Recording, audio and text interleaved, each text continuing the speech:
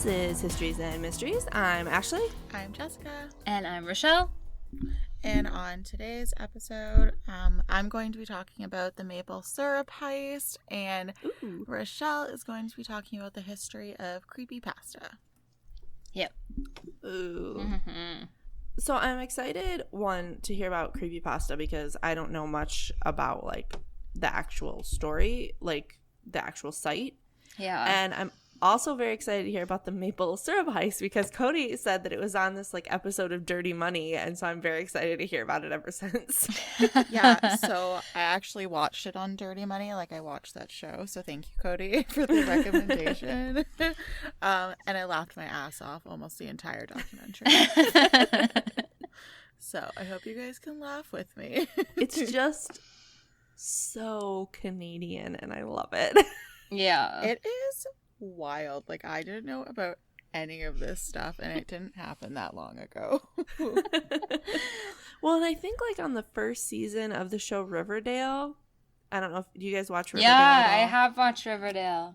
Okay, do you remember the first season? The family, the rich Oh, family. yeah, you're Yes, right. They the own, like, the maple Blossoms. syrup Yeah. business. Yeah. Yeah. And I was like, there is no way that it is that, like, intense, but apparently it's that intense. It is. You will hear more about it. It is a wild ride. I'm very excited.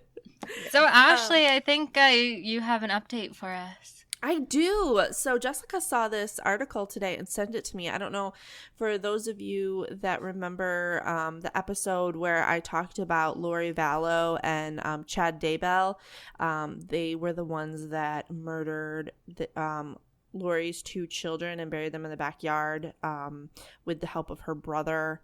And there's a whole story on it, so go ahead and check out that episode. I'll put it in the show notes what episode number it was. But there's new information in the case. So apparently, Lori and Chad were charged with 2 counts of first-degree murder and grand theft of deception in the deaths of her children. Woohoo! And they are also being charged with conspiracy to commit first-degree murder of Tammy Daybell, Chad's former wife, who mysteriously died, like, right before Lori moved there. They're finally getting charged for all of that.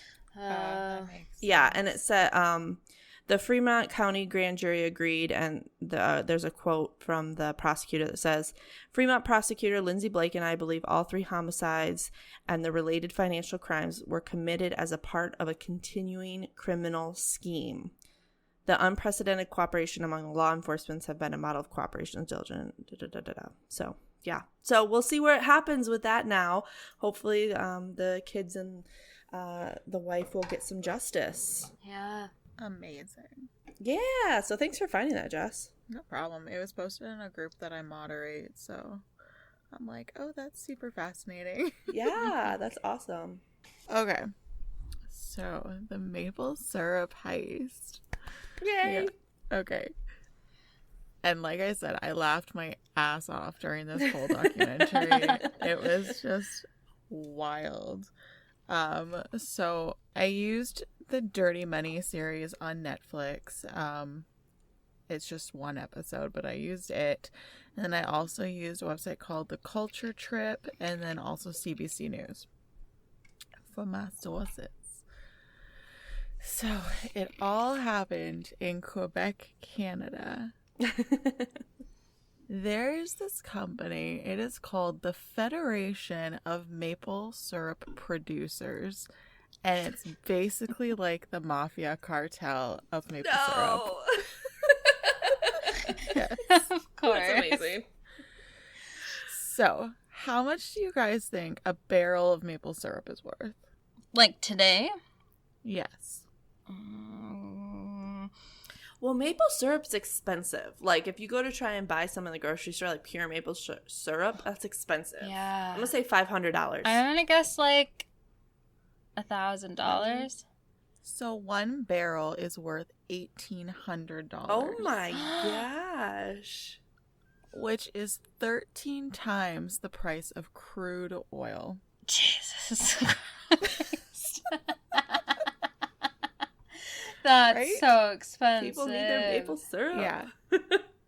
Yeah. So if you want to work in the maple syrup industry, especially in Quebec, then you have to go through the Federation of Maple Syrup Producers. And I'm just going to call them the Federation because that's a mouthful. And there is a war going on in Quebec over the maple syrup industry because of the Federation.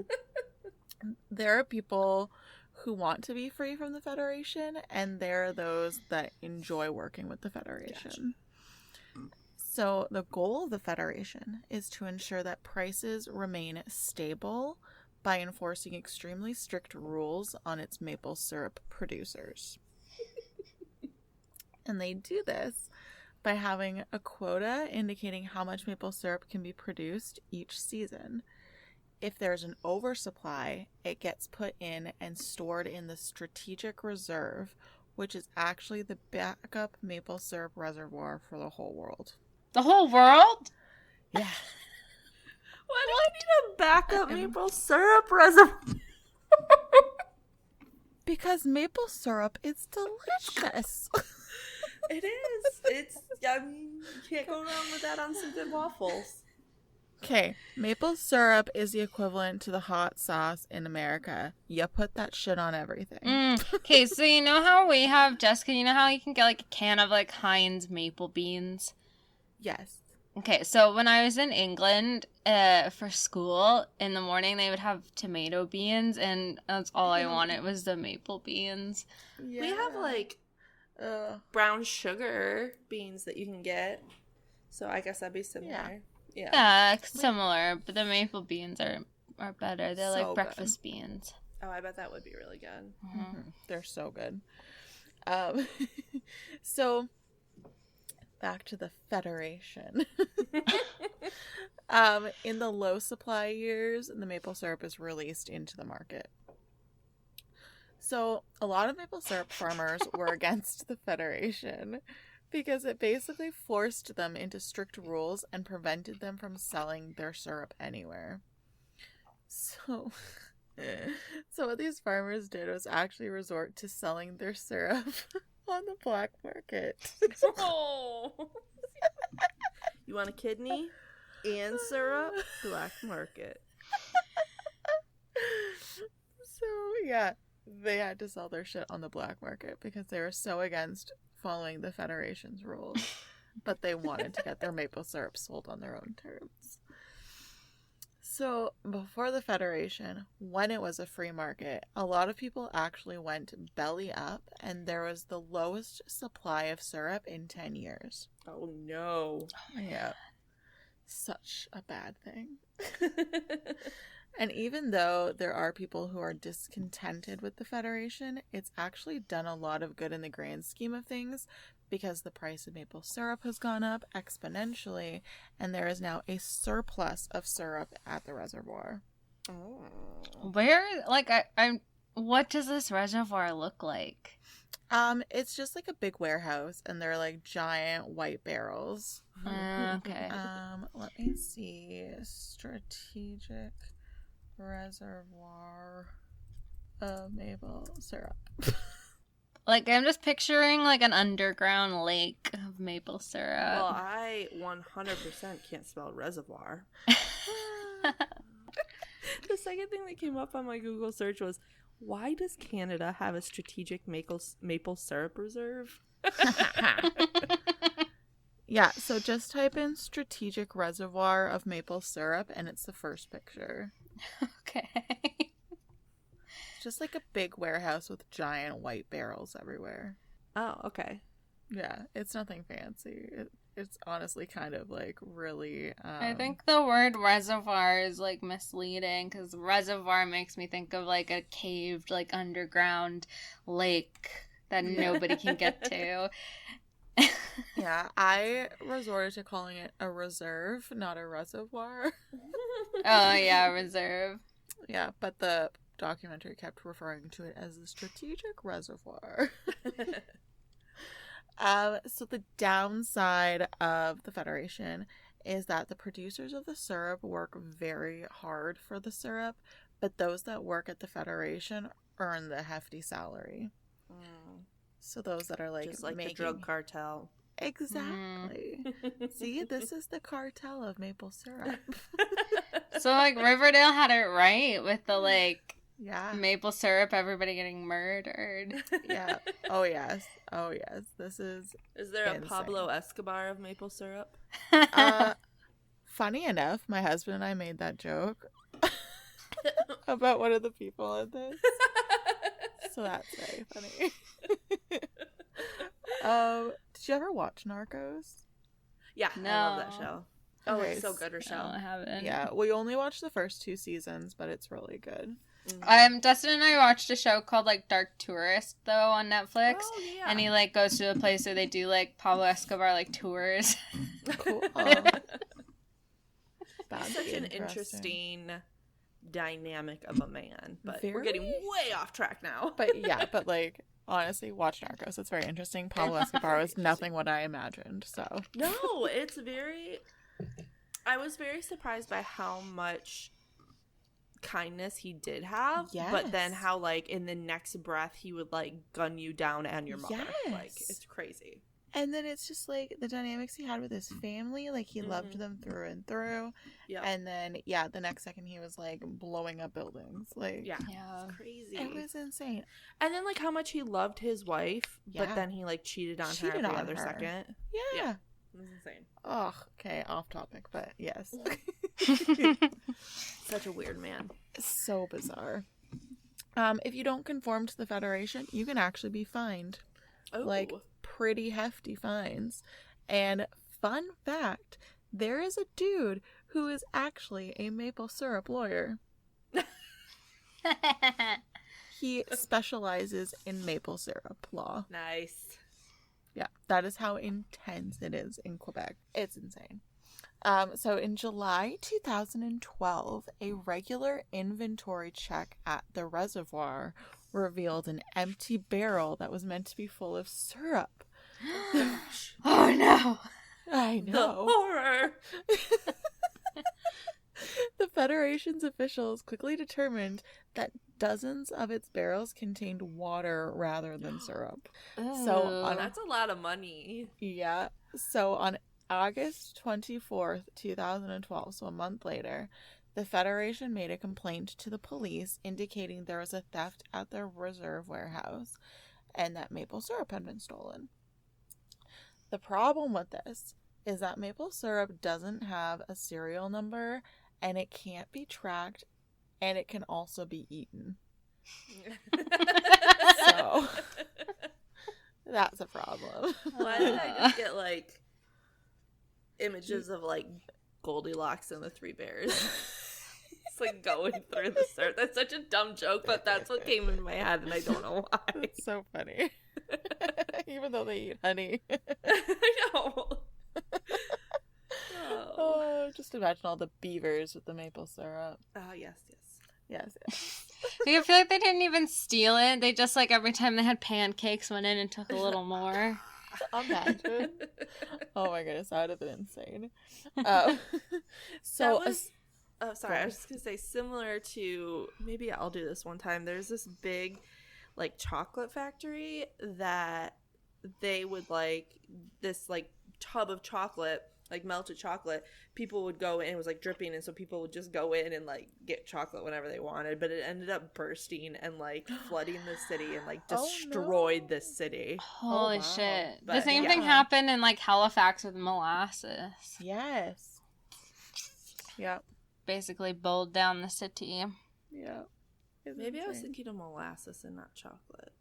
Maybe. I don't know. My memory shot. Sorry. Go ahead. I'm sure there's probably that too. There's honestly probably. The world is weird. So a special team of 250 people was created by the Sûreté du Québec in order to investigate this crime. And the Sûreté du Québec is their police service. Like how we have the Ontario Provincial Police, they have the Sûreté du Québec. We have the RCMP in the other provinces, blah, blah, blah. So, for the first 2 weeks of this investigation, the police needed to determine which barrels were empty and which ones still contained syrup.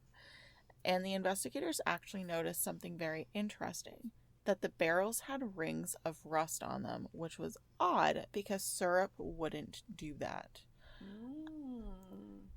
Rusty Syrup, though, would be like a good band name. That would be a good band name. Hey, let's change the name of our podcast to the Rusty Syrups. Rusty Syrups.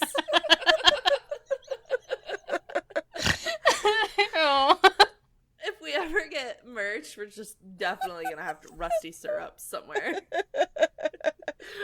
Also, don't ever ew your snort. I love snorts. They're so funny. Oh my goodness. My baby snorts. Oh, yeah. All right, the 3 Rusty Syrups. Cool. So they actually determined that the contents of the barrels had been replaced with water, and that is what caused the rust on the barrels. Makes sense. It was discovered by the investigation team that 9,561 barrels of syrup had been stolen. Whew. What? Do we know? Oh God, I'm eating my hair. Do we have any idea what that amount would be? Ooh. Without using a calculator? Millions. No. Millions. Like 2 million at least. Well, okay, so it's $1,800 a barrel. How many barrels were gone? 9,561. My Couple brain just million. exploded. What's the number, Jess? $18 million. Oh my god. $18 million. So, obviously, at the beginning of the investigation, the police had no real suspect in mind because this was a very odd case. No, it's exactly what I said it was. It's everybody figured out how to sneak in, and then every time they had pancakes or waffles for breakfast, they just went over and got some more. Yes. And then nobody noticed it until that many were gone. That is exactly what happened. We have to eat so many pancakes. Oh, but pancakes are so good. Oh, I love pancakes. I'm more of a waffle girl, though. I like waffles better than pancakes. Same. Really like pancakes with peanut butter and maple syrup. Ooh, peanut butter. Ooh, crepes. Oh, I love crepes. I missed crepes. I used to have them when I was in France, and they were so good. Yeah, I got crepes when I was in Paris, and they were... Yeah, I had so to. good. I was in Paris, right? So, I had to get crepes. Yeah. It was amazing. The students I was with wanted to go to McDonald's. They're like, we're going to McDonald's. And I was like, are you kidding me? Ew. No. Do you guys, have you ever put peanut butter and maple syrup on your pancakes or waffles? Yeah. Okay, So my husband thinks it's the weirdest thing ever. He thinks it's the weirdest combination. No, that's not weird at all. Yeah, it is so good. Okay. Okay. So, during this whole process, over 223 witnesses were met. And after interviewing so many witnesses, the police were finally able to start honing in on some people as suspects. I want waffles really bad. Get Cody to make you some. It's 8 o'clock here. Can you make me some waffles? Do it. All right, so suspect number 1, his name was Avik Caron. He was one of the owners of the warehouse before it had maple syrup stored in it. Oh. The Federation actually approached him and asked if they could rent some space to store the syrup. So, this was going to be part of their reservoir. Before he purchased this warehouse, he had been involved in a fraud investigation where he was convicted against an insurance company because he faked stealing a car. What? Ooh, yeah. He looks good. So this dude is a criminal. He has a criminal past. He doesn't have any ties to the maple syrup industry, but he is a criminal who is dealt in fraud. Yeah. Yeah, because it's fraud. It's not like he, beat someone up. That's totally different, Exactly. So it's like a smart crime, although he did get caught. Yeah. The second suspect was Richard Valliere, and he was someone from the Federation thought he could have been the ringleader behind all of this. So back in 2003, there was another theft of syrup, and it was never solved. There was no evidence. However, he did confess to trading syrup on the black market, So it was believed he could have been the one to have stolen the syrup back then. And I like him better. Yeah. Yeah. Since he sold on the black market and he wasn't authorized to do so, he was fined over $1 million for doing this, which benefited the Federation. And so the fact that Valliere knows his way around maple syrup and the black market, it's a good possibility that he had a hand in this heist. Okay. Probably, yeah. Yeah. So, and hate it. People like him are called barrel rollers, I believe is what they called him. That's good. No! Yeah. I'm pretty sure that's what amazing. they called them, were barrel rollers, because he sold on the black market. I love that so much. Yep. Through the evidence at the scene, a case was starting to build more and more. At the warehouse, special forklifts are used so that they don't cause any markings on the syrup barrels. However, the investigators noticed that there were scuff marks on the barrels that could only be caused by a regular forklift. So what they did was go through all the locations where a forklift could have been rented to try and determine if they could pinpoint who rented one out around the time of this incident. And one of the accused parties left their name at one of the places. And his name was Sebastien Jutras. And he was the driver who transported the stolen maple syrup. But he wasn't ever told it was stolen, allegedly. And he was simply asked to transport the syrup. Yeah. Yeah. Or is that just him trying to, like, cover his butt? I mean, Exactly. it's a good cover. Yeah. Exactly. So, Avic Caron had no prior relationship with maple syrup, like I said, but he knew that if he wanted to sell it, he needed to find somebody who could help him with that. So Avic asked Sebastien to find him a man, and Sebastien coincidentally knew Richard Valliere. So in June 2011, a meeting occurred between Avic Caron, Sebastien Jutras, and Richard Valliere. I would just like to commend you on your pronunciation of these last names. Thank you. It's great. I hope I am pronouncing them correctly. It sounds amazing to my non-French speaking ears, so. Oh, okay. I try my best. So it was decided that Avic's job was to steal the maple syrup.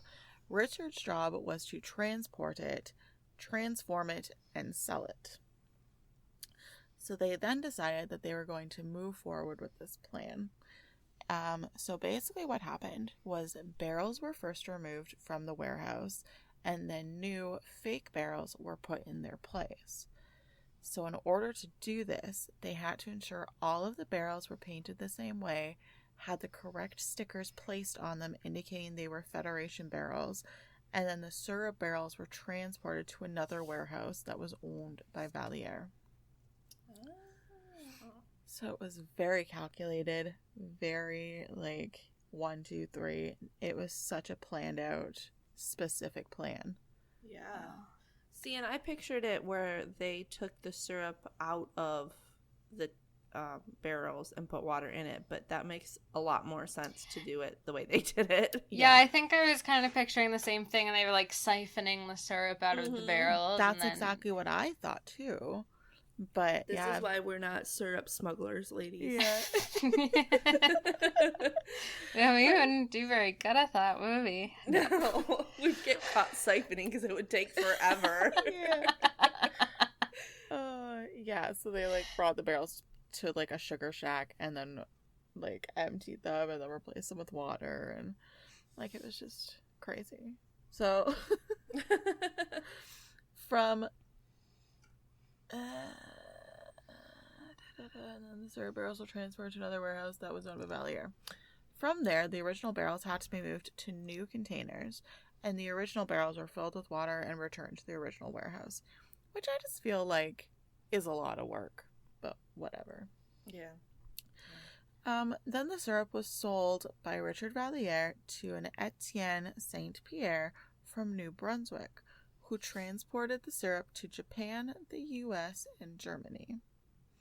Wow. And he sold it as New Brunswick syrup. Oh. Which is illegal. So, because you can't say that your syrup that is from the province of Quebec is another province's syrup. It's bad because it goes against the Federation. Breaking them syrup rules. Yes. It's like you can't say that, what is it, Champagne is from actually a city in France, and if it's not from Champagne, it's not actually Champagne. Yeah, exactly. I didn't know that. So silly. Anything bubbly that tastes like champagne is champagne to me. Exactly. That's what I thought. I thought it was like the type of Yeah. I did too. drink. Weird. Oh, well. So I don't know if that's still the case, but I know that's like how it originated, was from Champagne, France, and if it wasn't, then it wasn't Champagne. But I don't know if that's still the case, but weird. You learn something new every day. The selling of the syrup occurred from 2011 until 2012. And now, Richard maybe should have done his research on Avik before going into business with him. Honestly, it might be Avik, but I'm calling him Avik because it looks better. I like to me. Avik better. Yeah. So like I said, he never had a maple syrup past. He had a very criminal past. And it was even rumored that he was linked with the Italian mafia. Ooh. Okay. Mm-hmm. So things... I'm just thinking about whether or not I've eaten any of the stolen maple syrup. Imagine. I want to know. I can honestly say I probably have not, because I don't often buy actual maple syrup because it is more expensive. I'll usually buy like the, you know, fake maple syrup. How dare you? Ew. It's so expensive. I Aunt Jemima's, and I like the butter flavored. Yeah, that stuff. Oh no, So you guys are both awful. But when I do buy maple syrup, you can definitely it's way better. Yeah, absolutely. My family makes maple syrup, so we get some of their fresh stuff every year too. Ooh, send some my way. What if it wasn't so expensive? And now I'm afraid of the frickin' Federation coming after the me. last fall before the coronavirus, I went to a local maple farm. Cute. Got some maple from there, and they had a big pancake buffet for everyone. It was really nice. Yum. I love pancakes. I'm so hungry right now. You have no idea. I just had a Pop-Tart before we recorded. I don't eat Pop-Tarts. I'm trying to cut back on sugar.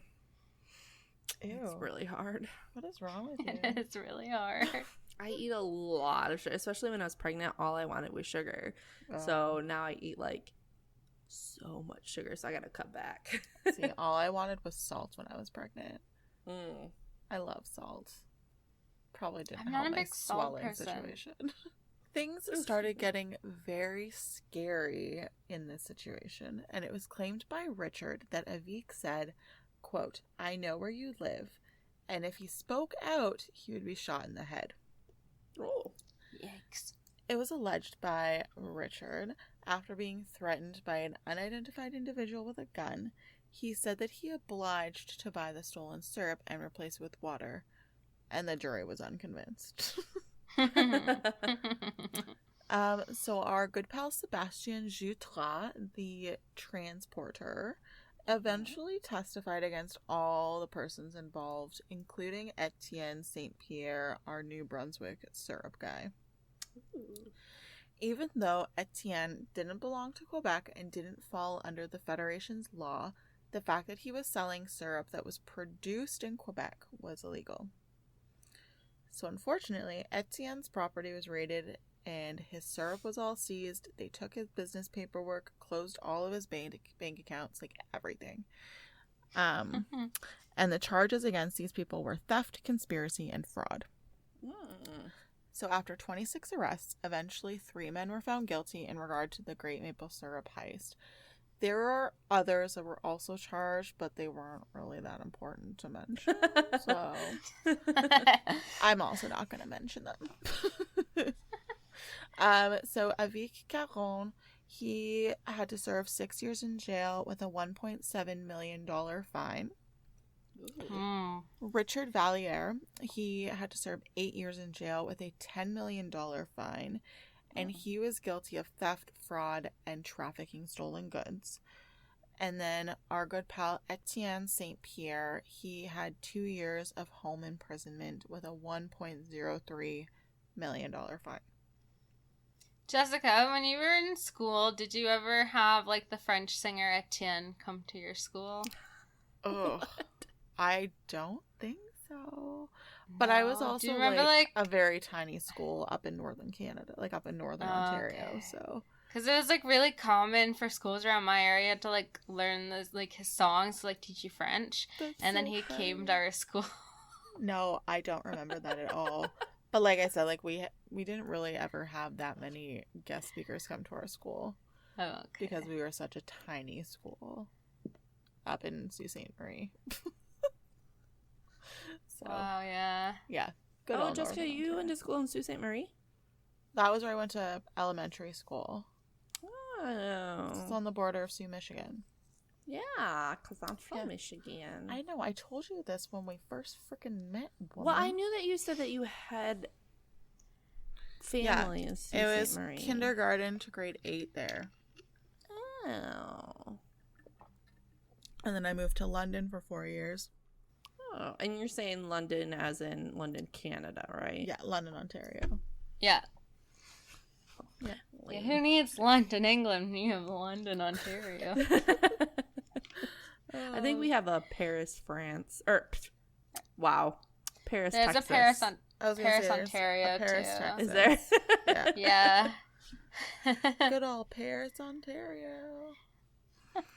But yeah, so also in this documentary, I didn't really like go into it at all because I thought it was just beyond the point of what I was trying to talk about. But there were the people that were against the Federation. Like, there was this one specific lady, and she has the maple syrup lawyer at her disposal, and like there were like mobs of people that are against the Federation that were like literally just like very angry. There was this guy that would come by the syrup shacks to like inspect them and stuff, and he was from the Federation, and there was like a mob of people that were like surrounding him and like getting all up in his face.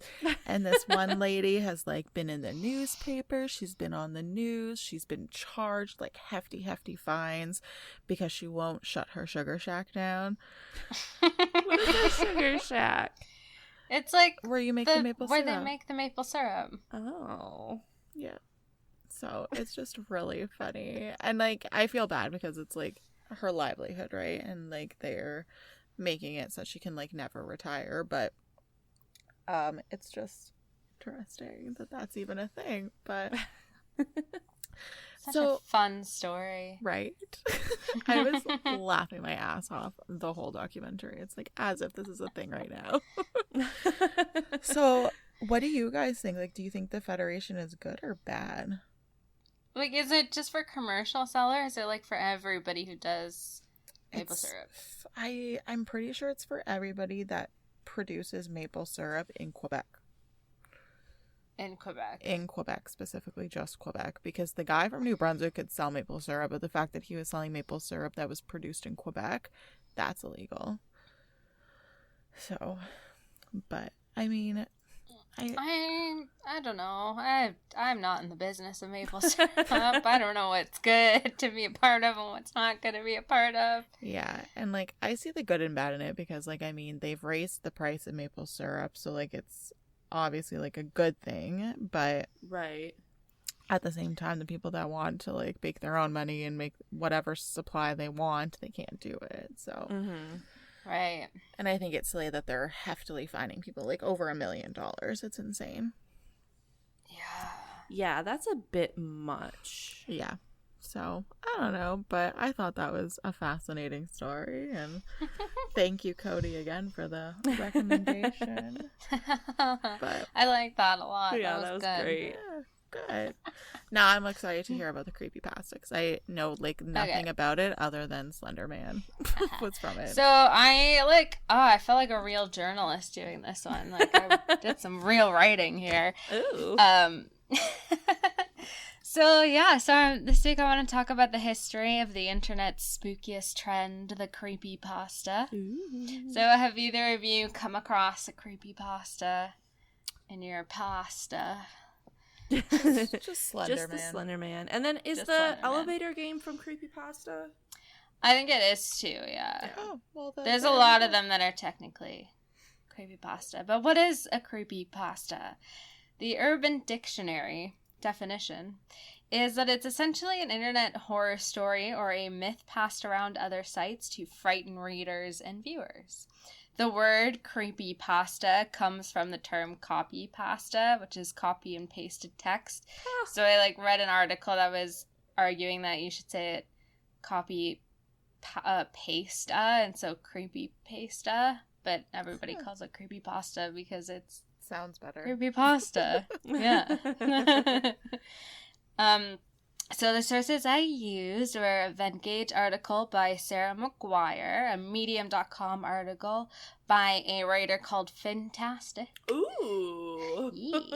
A TurboFuture.com article by Darcy Nadell, and then a creepypasta story written by Carrie Hammond, and we'll get to that at the very end. So, have you ever been scrolling mindlessly through pages and pages of social media garbage until you stumbled upon a link that catches your attention in a way that's a little more unsettling than intriguing? Always. As you delve deeper and deeper into what could possibly be the most horrifying tale you've ever read, your mind starts to wonder, there's no way this really happened. Or has it? All you know for sure is that you wish you didn't click on that link while sitting at home all alone in the darkness of your bedroom. Can I just say something?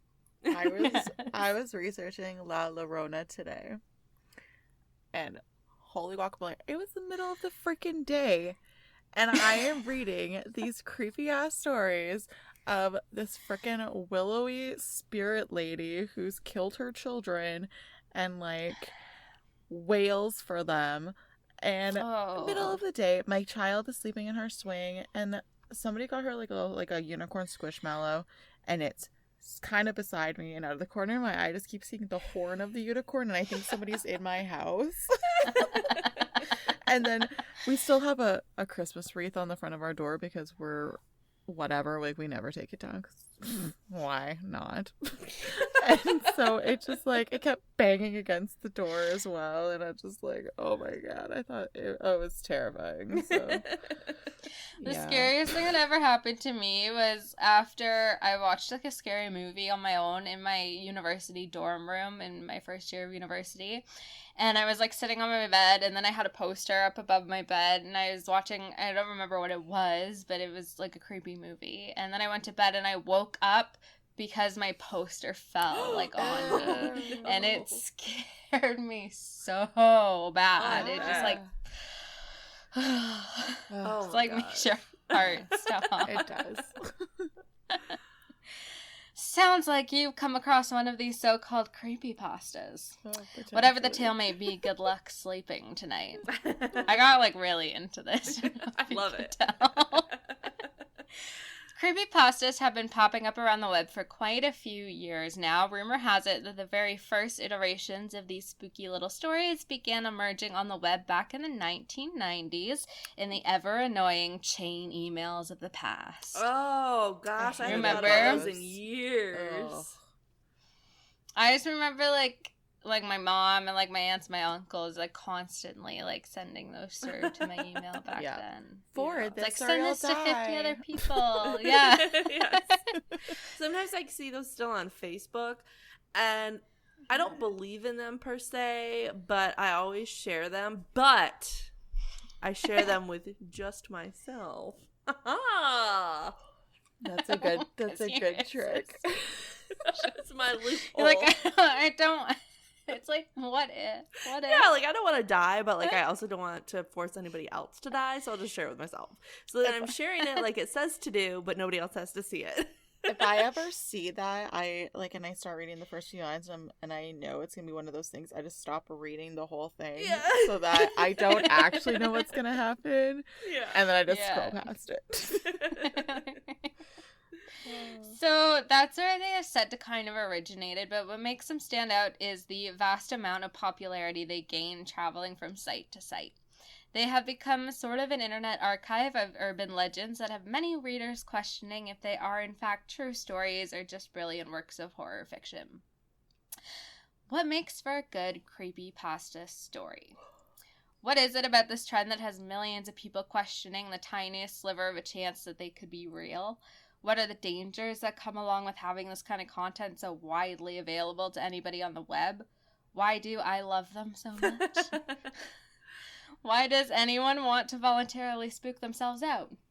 Because it's fun. Let's explore that. Masochists. So, like, yeah, why? Wasn't Black Eyed Kids creepypasta? Yeah. Yeah. I think it was. I think he originally posted a creepypasta.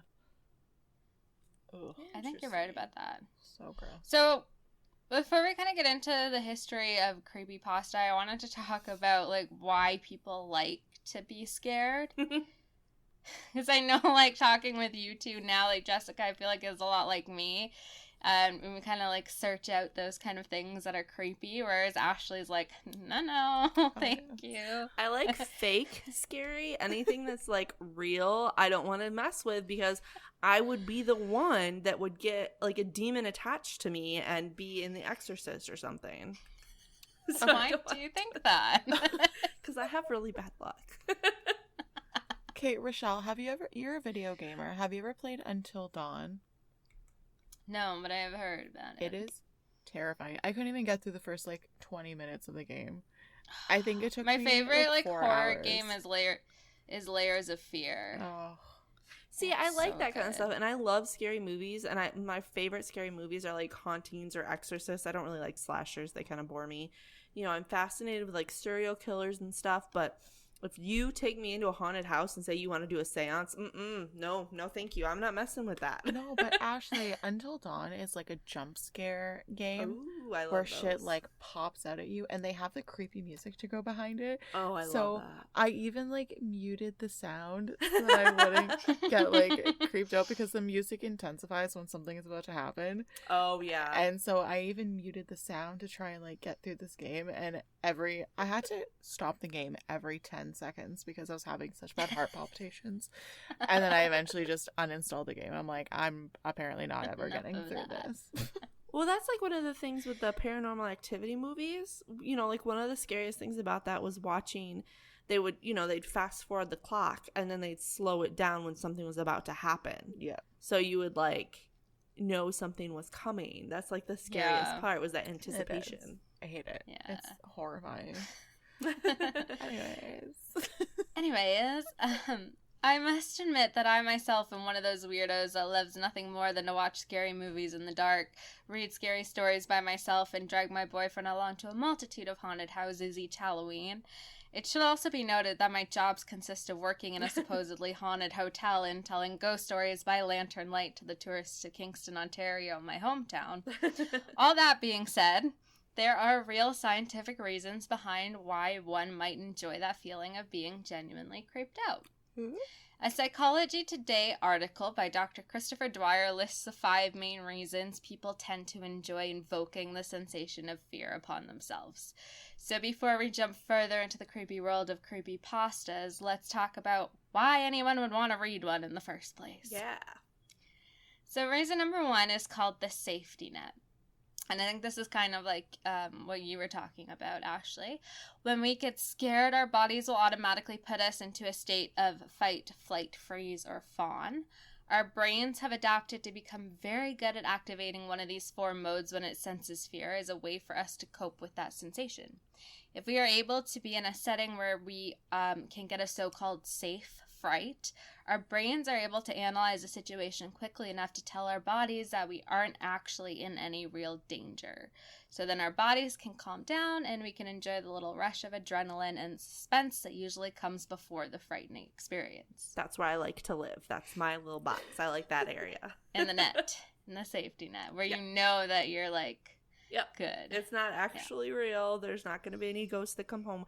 Although I do do like the haunted tours. Like I've been on several haunted tours. Yeah, I was gonna ask you, like, would you go to like a haunted house where it's just like scare actors and stuff like that? Oh yeah, yeah. I've been to haunted houses. Yeah, and I've been to like real haunted places, like the old Charleston jail, and stuff like that. But I think because I'm more of like an observer than like actually trying to connect with them or anything like that, I'm okay with that. Like I'm just an observer. I'm okay with that. But if I try to like interact with them, I just feel like I'm messing with things that I don't understand. Right. And that creeps me out. Okay, so Ashley is the safety net. I like the safety net. So number 2 is the flood. When we get scared, we experience a rush of adrenaline, and with that comes the release of endorphins and dopamine. This biochemical rush can result in a pleasure-filled, opioid-like sense of euphoria. Ooh. With that rush and the addition of a safe space, the experience of true fear subsides, and we are left with a gratifying sense of relief. So it's like the idea that we like the feeling that we get after we realize that, like, oh, we're safe. okay. Yeah. Yeah.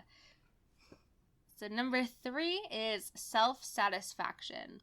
Some people enjoy, quote-unquote, pushing the envelope, seeking thrills and seeing how much fear they can actually tolerate before it becomes too overwhelming. If they are able to endure the barrage of anxiety, suspense, and fear, a great sense of self-satisfaction is often experienced. I must admit that I get a lot of satisfaction when I'm able to scare the shit out of someone on my tours, and I love it when something is able to do the same for me, which doesn't happen very often. So 4 would be closeness with others. Given that being frightened releases a biochemical flood that can have quite a pleasurable outcome, we can actually misattribute that arousal to the individual that we're actually spending that time with. For example, the old take your date to a scary movie tip, as 2 people will likely come out of the experience liking each other more because of the pleasurable outcomes feeling fear in a safe way can have on a person. I never thought about that before. I've heard of that one, yeah. So number 5 is curiosity. Many people are curious about the dark side. The fear of the unknown is one of the most natural and instinctive fears we have.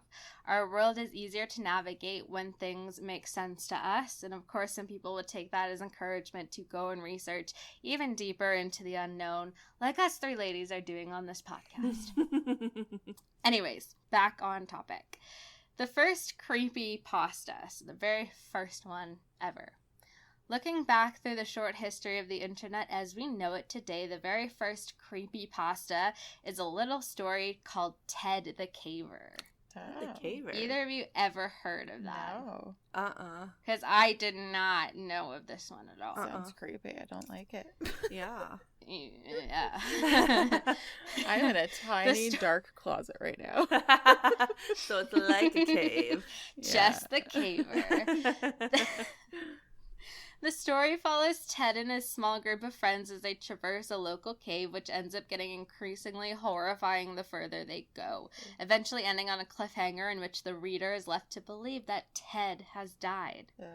There's even a lovely photo of a man squeezed into a tiny little rock tunnel that usually accompanies the story, which of course makes it instantly a little more believable. Oh, I know that. So I had seen the pictures of that, so you guys have probably seen the pictures too. It's just like this guy, and he's like in a teeny weeny little hole in a rock cave, and then there's like a back one where you just see his feet. Yeah, because he got stuck. Are you guys claustrophobic at all? No, but I think I would be in that case. You know, like in a cave where it's getting, because I'd be afraid I'd get stuck, but I'm not like necessarily like, I like being in small tight spaces, just maybe Have you not seen like that video of the people that like jump through the tiny hole to get into like a big pool at the bottom of it? It's like really small. Like, I couldn't. I don't want to no. If I knew for certain I wouldn't get stuck, I'd be fine with it. Like the space itself doesn't freak me out. It's being in a cave and getting stuck. But basically, how do you get back out of that? Like, I think there's like a way out from the bottom, but like the fun way to do it is to go. Ew. I don't like that. That kind of reminds me of that movie As Above, So Below, right? Never or So seen Below. As Above, So Below. Have you seen that? No. Oh, it's so good. It's a scary movie, and it's basically like they find like the gateway to hell, like underneath Paris. It's so good. You have to watch. It's I've so been good. in the catacombs under Paris. Yeah. They're really cool. Those are really cool. Yeah. But yeah, definitely go watch that scary movie. It's for sure worth it. Okay, so there is one creepypasta that I think everyone has heard of or stumbled upon at least once in their browsing adventures. Slender Man. Yep. So Slender Man is a long, lanky humanoid with tentacles coming out of his back. He has no face and a dapper black suit, which is enough to make any ordinary person seem a little bit unusual. It is said he mostly targets young children. Believed to be created around 2009 in a Photoshop contest when a man going by the online persona Victor Surge submitted 2 black and white photos of children playing joyously, while behind them lurked the creepypasta legend we all know today. The success of this character was purely accidental, but it took no time at all to become an internet sensation, spawning video games, a YouTube series, and movies all based on Slender Man. So where these stories tend to create a problem is when they find themselves in the hands of the wrong people. The Slender Man stabbings, that you know so well, of 2014, when 2 young girls lured their best friend into the woods, stabbing her 19 times to appease the fictional character being the most prominent. And if you want to hear more about that case in depth, you are in luck, because Ashley covered it way back in episode 9, so definitely go and check that out if you want to know more about it. Very interesting. So although Slender Man is arguably the most infamous creepypasta character, it's not the only one who gained a lot of notoriety amongst web browsers. In 2011, another story emerged by the name of Jeff the Killer. Ew. Do you remember this one? Mm-mm. Telling the tale of one Jeffrey Woods. The story goes as follows. 13-year-old Jeff moves to a new town with his family and brother. On his first day at his new school, he's approached by a gang of bullies wielding knives. Jeff was able to badly injure them, and when his brother took the blame, Jeff found himself spiraling into a deep state of depression. Not long after, Jeff was once again confronted by the bullies. He killed one of them, causing the bullies to retaliate by pouring gas on Jeff and setting him on fire. After being taken to the ER and seeing the burn scars, I just said ER really weird. You did. You noticed that? I thought maybe that was just the way you said it. After being taken to the ER and seeing his burn scars, Jeff went insane. Upon discharge, Jeff sliced a huge gaping smile into his face, cuts off his eyelids so he can never sleep again, and kills his entire family. Ew. It's intense. That's a pretty... Yeah, and did you say he was in middle school? 13 years old. That's some intense bullies. So it's one of the more popular creepypastas, but arguably, and I think you kind of know this after hearing it, one of the worst written. It's not really that realistic. Yeah. There's barely any suspense to the story. Like, he killed his whole family. It's just weird. Okay, not to mention the very badly photoshopped picture of a round-eyed, white-faced person with what I think looks like the smile from the clown from the new It movie. Oh. Attached to the story. Clearly, the story itself didn't have what it takes to become a hit on its own, so why do so many people know about Jeff? Oh, I've seen that picture. Yeah, it's like... It's creepy, but then when you realize like how badly photoshopped it is, it just looks like... I didn't want to look it up. I'm in a closet. I'm sorry. It looks like Jigsaw. Oh. Why do so many people know about I'm so Jeff? frightened right now. My closet. Oh, no. Well, people... I heard a noise outside my door, so I'm a little uneasy. But oh God. It's fine. He's not real. Or is he? I hope not. So, again, this is a case of story falling into the hands of young girls whose parents obviously did a bad job of monitoring what their children were looking at online. Jeff the Killer created an army of young fangirls who were alarmingly attracted to the fictional Jeff's bad boy persona. Okay, so that explains this picture where they have him drawn as kind of like an anime character. Don't. No, this one's not scary. It's kind of blurry. Hold on. It's still kind of creepy. That's probably the one that they're like attracted to. Love bad boy Jeff. He's gonna cut out his eyes and kill his whole family for me. Oh. Here's another like anime sexy one. I'm like trying to be. I literally flinched away from my screen when you put your phone up.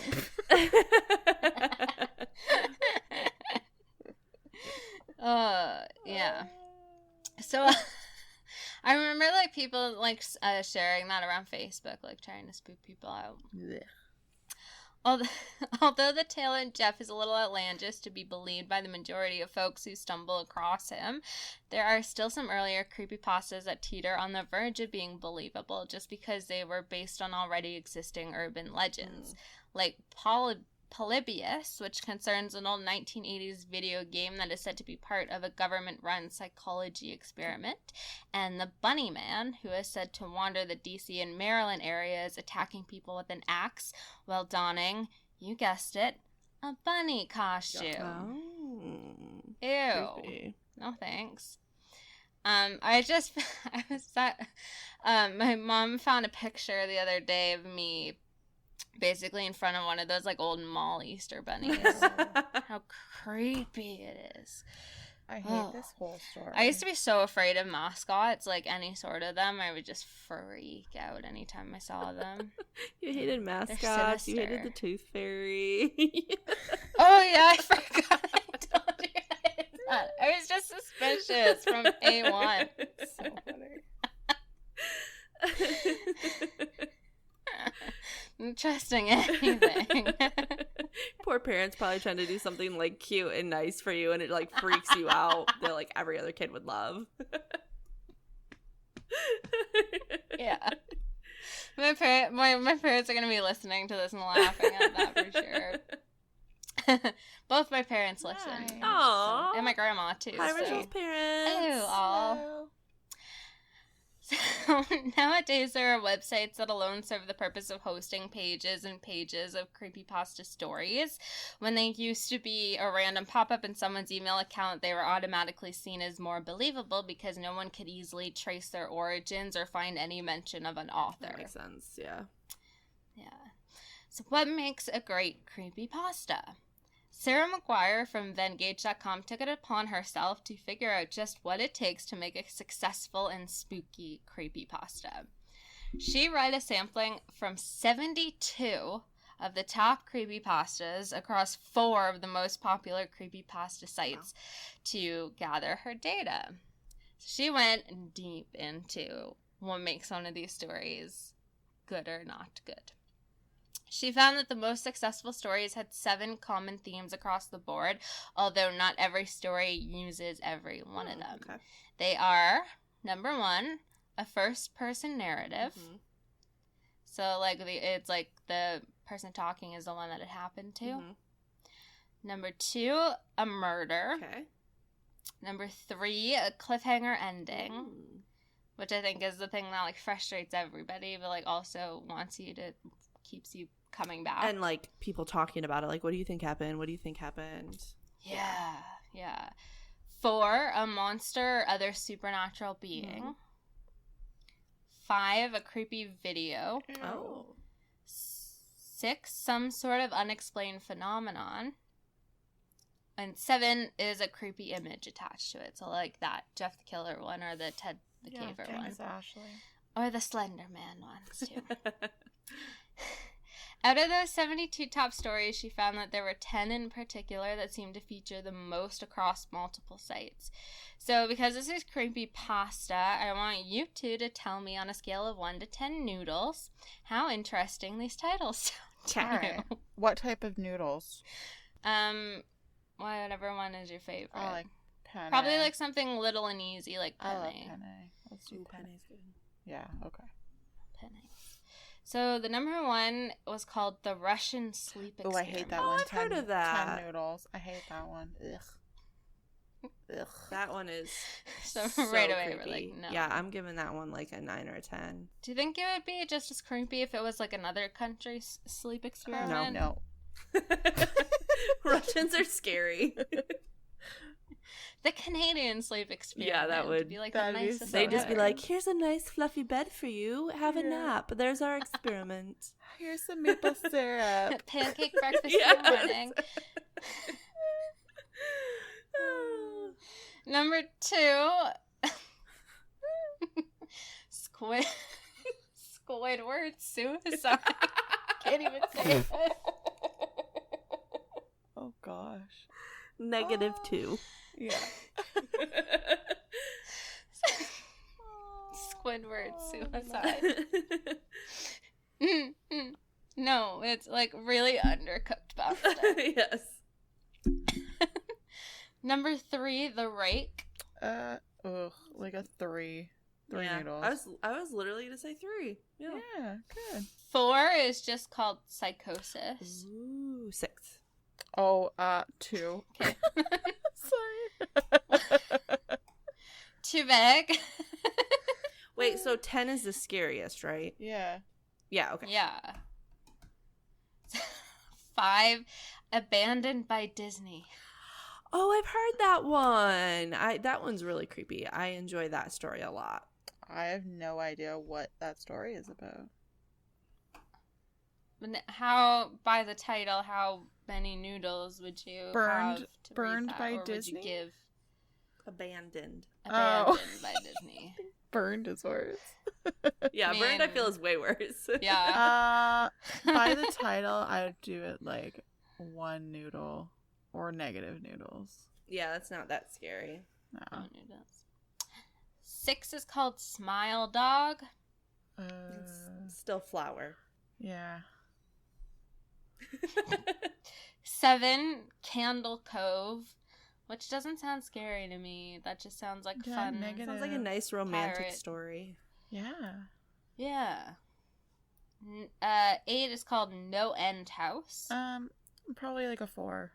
Yeah. Yeah. 9 is Bedtime. I'm gonna say like, I like bedtime. I don't know. I'm a big yeah, I wish it was my bedtime right now. And 10 is called Persuaded. Ooh, that 1. intrigues me. Yeah, because like what could it could be about Yeah. anything. Yeah. Very vague. So out of those 10 stories, 9 of them have a first person narrative.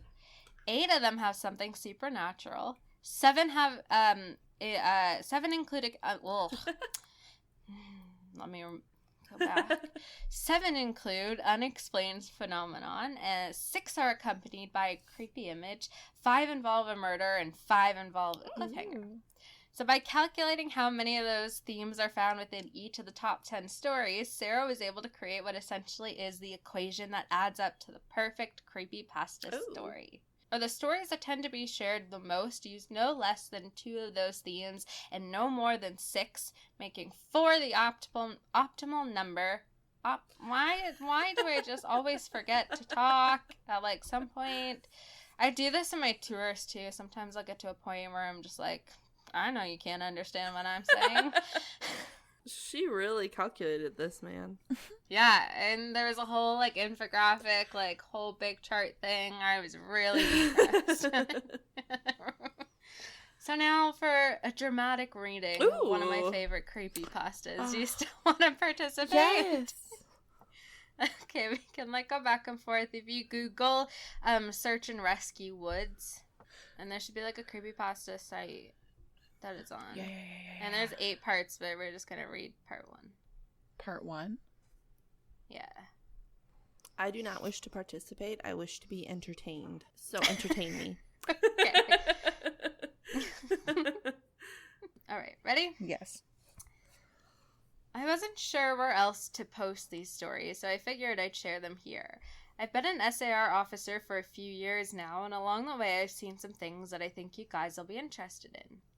I have a pretty good track record for finding missing people. Most of the time they just wander off the path or slip down a small cliff and they can't find their way back.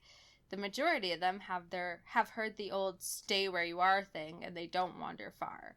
But I've had 2 cases where that didn't happen. Both bother me a lot, and I use them as a motivation to search even harder on the missing persons cases I get called on.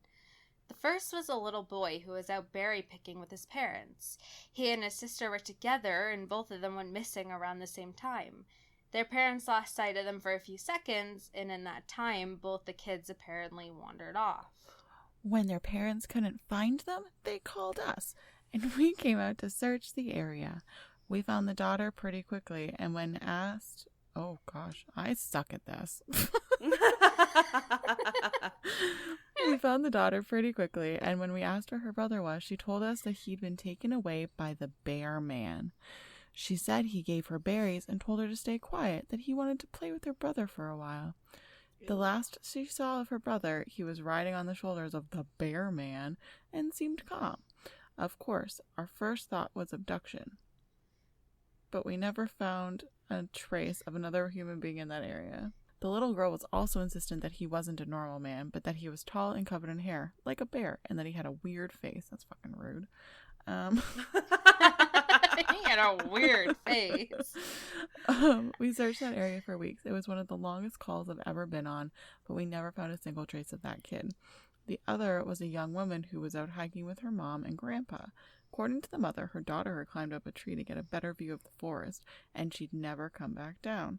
They waited at the base of the tree for hours, calling her name before they called for help. Again, we searched everywhere, and we never found a trace of her. I have no idea where she could possibly have gone, because neither her mother or grandpa saw her come down. A few times I've been out on my own searching with a canine, and they've tried to lead me straight up cliffs. Not hills, not even rock faces, straight, sheer cliffs with no possible handholds. It's always baffling, and in those cases we usually find the person on the other side of the cliff, or miles away from where the canine has led us. I'm sure there's an explanation, but it's sort of strange. One particularly sad case involved the recovery of a body. A 9-year-old girl fell down an embankment and got impaled on a dead tree at the base. It was a complete freak accident, but I'll never forget the sound her mother made when we told her what had happened. She saw the body bag being loaded into the ambulance, and she let out the most haunting, heartbroken wail I've ever heard. It was like her whole life was crashing down around her, and a part of her had died with her daughter. I heard from another SAR officer that she killed herself a few weeks after it happened. She couldn't live with the loss of her daughter. That's so sad. That is really sad. Right. I'm just going to read the next paragraph, because then the paragraph after that is really big, so... I was teamed up with another SAR officer because we'd received reports of bears in the area. We were looking for a guy who hadn't come home for a climbing trip when he was supposed to, and we ended up having to do some serious climbing to get to where we figured he'd be. We found him trapped in a small crevasse with a broken leg. It wasn't pleasant. He'd been there for almost 2 days, and his leg was very obviously infected. We were able to get him into a chopper, and I heard one of the EMTs that the guy was absolutely inconsolable. He kept talking about how he'd been doing fine, and when he'd gotten to the top, a man had been there. He said the guy had no climbing equipment, and he was wearing a parka and ski pants. He walked up to the guy, and when the guy turned around, he said he had no face. It was just blanked. He freaked out and ended up trying to get off the mountain too fast, which is why he'd fallen. He said he could hear the guy all night, climbing down the mountain and letting out these horrible muffled screams. That story bothered the hell out of me. I'm glad I wasn't there to hear it. One of the scariest things I've ever had happen to me involved the search for a young woman who had gotten separated from her hiking group. We were out until late at night because the dogs had picked up her scent. When we found her, she was curled up under a large rotted log. She was missing her shoes and pack, and she was clearly in shock. She didn't have any injuries, and we were able to get her to walk back with us to the base ops. Along the way, she kept looking behind us and asking us why that big man with black eyes was following us. We couldn't see anyone, so we just wrote it off as some weird symptom of shock. But the closer we got to base, the more agitated this woman got. She kept asking me to tell him to stop making faces at her. At one point, she stopped and turned around and started yelling into the forest, saying that she wanted him to leave her alone. She wasn't going to go with him, she said, and she wouldn't give us to him. We finally got her to keep moving, but we started hearing these weird noises coming from all around us. It was almost like coughing, but more rhythmic and deeper. Oh. That's disgusting. It was almost insect-like. I don't really know how else to describe it. When we were within sight of base ops, the woman turns to me and her eyes are about as wide as I can imagine a human could open them. She touches my shoulders and says, "He says to tell you to speed up. He doesn't like looking at the scar on your neck." I have a very small scar at the base of my neck, but it's mostly hidden under my collar, and I have no idea how this woman saw it. Right after she says it, I heard that weird coughing right in my ear, and I just about jumped out of my skin. I hustled her to ops, trying not to show how freaked out I was, but I have to say I was really happy when we left the area that night. Ew, the cough in the ear gave me chills. The face of like Jeff the Killer keeps popping up on the side in like a little ad, and it's creeping me to hell. Just because you were talking about how you didn't like it earlier. It's super. Ugh. Okay. Go ahead, Rochelle. This is the last one I'll tell, and it's probably the weirdest story I have. Now, I don't know if this is true in every SAR unit, but in mine, it's sort of an unspoken regular thing we run into. You can try asking about it with other SAR officers, but even if they know what you're talking about, they probably won't say anything about it. We've been told not to talk about it by our superiors, and at this point we've all gotten so used to it that it doesn't seem weird anymore. Or just about every case where we're really far into the wilderness, I'm talking 30 or 40 miles at some point, we'll find a staircase in the middle of the woods. Ew. It's almost as if like you took the stairs in your house, cut them out, and put them in the forest. I asked about it the first time I saw some, and the other officer just told me not to worry about it, that it was normal. Everyone I asked said the same thing. I wanted to go check them out, but I was told very empathetically that I should never go near any of them. Okay. I just sort of... Sorry. So this makes so much sense because in the very early on of this podcast, I think actually like one of the first stories I wanted to do was the stairs that people find in the forest that go nowhere, but I could not find any information on it, and it's because it's a creepy freaking pasta. That makes sense. I just sort of ignore them now when I run into them because it happens so frequently. I have a lot more stories, and I suppose if anyone's interested, I'll tell some of them tomorrow. If anyone has any theories about the stairs, or if you've seen them too, let me know. So, like, right away, it has, like, so many of those themes that she was talking about. Like, it's first person, it's got something, like, supernatural or unexplained. And there's 8 parts to that story. It keeps going. So, yeah, it is, in fact, a creepypasta, which is why I couldn't find anything. You couldn't find anything on it. Yeah. And I think there is a photo that kind of floats around where it's just like the ruins of an old house, but it's basically just the stairs that are left. Gotcha. So that is the history of creepypasta and a fun little telling of one. So there is like lots of sites dedicated specifically to this. So if you want to go and read some, or if you want to write some, and yeah, send them our way if you write one. Super creepy. I loved it, and I also hated it at the same time. Yeah. I read that. I was one of those people that I found that story before I realized it was a creepypasta too. The stairs in the woods story. Yeah. Yeah. That makes so much sense. Because I'm sure like it's just the house like ruins and the stairs are still standing. Because stairs are very architecturally strong. Yeah, very sound. All right. Awesome. Well, That's thanks, fun. ladies. Those stories were both It's very very good. late. My computer is literally going to die at any second. It is going to bed, like we will be doing. So thank you guys so much for tuning in. If you like more of us lovely ladies, you can find us on our website at historiesandmysteriespodcast.godaddysites.com. Don't forget to Go Daddy. Don't forget to check out our ghost feature of the week on our TikTok at Histories and Mysteries Pod. And as always, we would love for you guys to rate and review us on any of the platforms that you can rate and review us, because any little bit helps. Yes, please. Yay. So thanks, everyone. We look forward to bringing you 2 new stories next week. Bye.